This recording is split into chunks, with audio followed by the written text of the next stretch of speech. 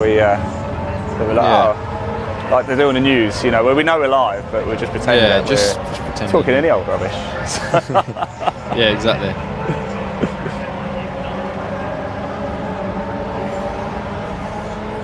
Have you actually done this bit before? This is a big microphone, flipping out. Huge. Right, hello everybody, welcome back to Donington Park for the BRSCC Fiesta Junior Championship. Now we are just over an hour away from race one, but we've come down to actually the cafe just behind us, but we've come down to a map. As you can see, we're joined by Olly Turner for a regular feature. Olly, how are you? I'm alright, how are you? I'm very well, thank you. I'm very well. This microphone's a bit too big for me. It's massive, isn't it? It is. Now, Olly Turner, I'm sure everybody knows, of course, a former Fiesta Junior champion, a race winner in a VW Cup, now racing in Brit car. You name it, he's driven it and he's probably won in it as well. However, let's come back to the Fiestas, because you're going to give us your insight, as you always do. This time we're at Donington Park, and a slightly different challenge to normal, actually, isn't it? Because we've got the extended part of the circuit. Now, we will come to that, but let's start Wheatcross Straight. Here we are. We are here. We are here.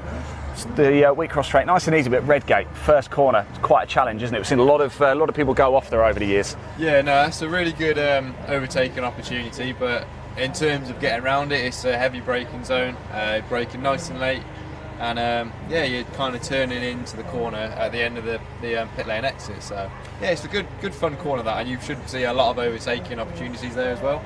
Because we're on the full GP circuit this time as opposed to the national circuit, so I imagine on the national you might even be carrying a bit more speed into here.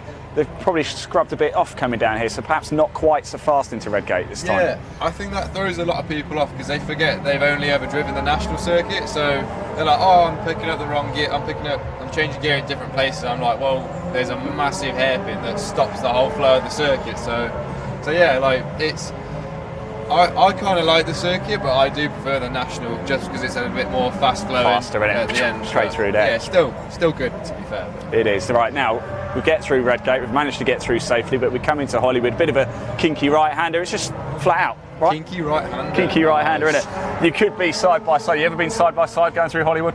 Oh yeah, multiple times. Yeah, it's a bit sketchy through there, but yeah, it's good fun. As long as you make it through Carina curves side by side, then you should get away with it. But yeah, no, it's a good fun corner, that. Well, you speak to a lot of racing drivers, come to Carina curves, and I speak to a lot of racing drivers. They say their favourite section of any track, a lot of it, Carina curves, gets a big plus. What is it like to drive around there full pelt? It's fast, right? It's proper fast, especially going into the old hairpin after that. So it's fast flowing, and then you're into a heavy braking zone again, and then it's all off camber as well. So yeah, it's interesting. So you say heavy braking coming into the old hairpin. It does look like a bit of a sharp right there. Yeah, it's not as sharp as you think, but it's more of like a gentle jab on the brake, and then you power through the corner. Yeah. But it does throw a lot of people off because it's off camber.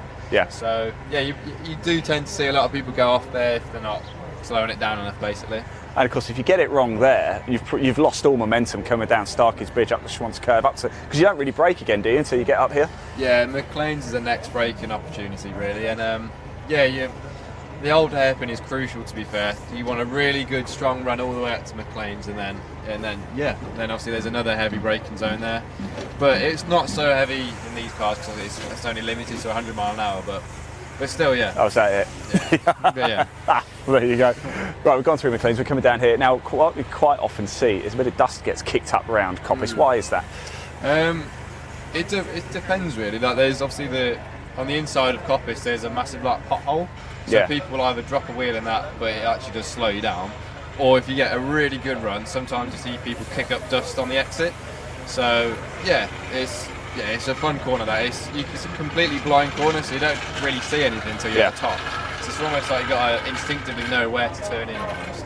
And of course, again, similar really to the old hairpin, it's a crucial corner as well, because if you get it wrong, you've just lost all this momentum coming down the straight here, and it's a long old. It's longer than it actually looks on here, isn't it? Certainly when you're at the top. 100%. And now you're coming down here. Normally, as we said, we just skip all this bit and just go straight across. Not today. We're actually going down this way through the Fonka TSs into the Melbourne hairpin. Now, fairly straightforward, I imagine, but a great overtaking opportunity. Yeah. Going back to Coppice, you've got to make sure you get a good run out of there, and obviously do the S's, and then that still leads up to the hairpin. But yeah, that's going to be another overtaking opportunity for these guys. So So yeah, expect a lot of action through the hairpins, I reckon. So. And it actually gets quite tight down Goddards as well, doesn't it? Yeah. It's a lot tighter than it looks down there. Then, of course, onto the straight. Now, Ollie, you're looking after a few of the drivers. Jake Triggs, last time out, of course, picked up the win at Cadwell. Really took advantage of a bit of a battle between Deegan and Jensen. How's he going to get on today? To be fair, he can get a good lap together. To be honest, he's just piecing it all together. Like a lot of people haven't been here before, so whereas Cadwell, they've raced there, done it before. The GP circuit is a massive learning curve for all three of the drivers I'm looking after. So I think he can do it. He can do it again. It's just if he can piece it all together, then he'll be flying. He certainly will. It's going to be a cracking race, isn't it? Now let's turn attention to you, Ollie. When are you next behind the wheel yourself? 3 weeks time here actually in the Brit Car Trophy, so that'd be good fun. That's going to be awesome, isn't it? Yeah, and then looking for next year and see what we can piece together. Fantastic. Ollie, thank you so much. I'll take that off you. I know you've got a lot to do. Thank you for that. We really appreciate it. We really do. Like we said, in just over an hour, we've actually got the race coming up. Now, we can bring up the qualification list for you, as we can see. If you just pop that on the screen, Elaine, Deegan Fairclough on pole. We've got Jensen Brickley alongside him. James Wallace put an absolute cracker out of the bag, didn't he? For a long time, he was running second, but Jensen just pipped him right at the death. So it's going to be Fairclough against Brickley going into turn 1 in Redgate.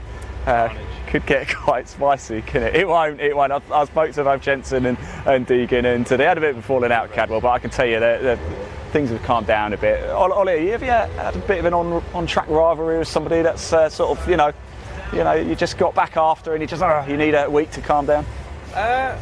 To be fair, I've had lots of rivalries with people, but I don't really get worked up about things, to be honest. In all honesty, I think I've only had one situation where I've had a word with someone, and not even malicious either. I'm not really the type of person to get. It was their fault anyway, wasn't it? Always is, mate. Always is. Never my fault. Nah. Cheers, Ollie. Thank you very much. I'll let you crack on, mate. Thanks for that. I appreciate it. Right, as I said, it's almost time for the very first race. The first race of 2, actually. We'll bring you the other race tomorrow. It doesn't go underway till 10:40 tomorrow, but it's nearly time for the BRSCC Fiesta Juniors to get underway. However, before they do that, we nipped out into the paddock a little bit earlier. We had quite a bit of fun, and we played a game to see if I could make any of the Fiesta Junior drivers laugh with a series of jokes. And I caught up with Sid Smith and Albert Webster to see if I could make them laugh. We'll be back live in an hour for the first race. I'll see you then, and now enjoy this. Boys, don't go anywhere. I know you two like a joke, don't you? So I'm going to try and make you laugh. All right, if you laugh, you lose. I get a point. If you don't, then you guys don't win anything. But, you know, there you go. Let's get this going. So, wind turbines. I'm a big fan. Nothing. He's going to crack, I'll tell you that right now. Went to buy some camouflage trousers the other day. Couldn't find any. He's going. Look at him, he's going. Russian dolls filling themselves, aren't they? You know, I used to think I was indecisive. Now I'm not so sure. Come on, Sid. Let it out, mate. Let it out. I used to work in the calendar factory. And I got sacked. Sad story. All I did was take a day off. Come on, Sid. It's coming. He's there. He's there, isn't he? He's there. So there was a break-in up at the multi-storey car park the other day. Wrong on so many levels. I've got a point. Unfortunately, I can't crack Albert. They're so bad. They're like proper dad jokes as well. They are shocking, aren't they? What are we expecting for the race, guys? We've had to change the engine. The other one weren't too good, so got the old engine. Hopefully, give us a bit more power. Yeah. See what we can do from near the back. Sid, you got some pace, haven't you? Well, did a bit better in qualifying than normal. That's all a good shout. And between, apart from Deegan's just on his normal pace, which is very fast. Yeah. Me, James, Jensen, the 10th between us, I think. So it'd be a really good racing. Going to be good, Going to be really good. All right, guys.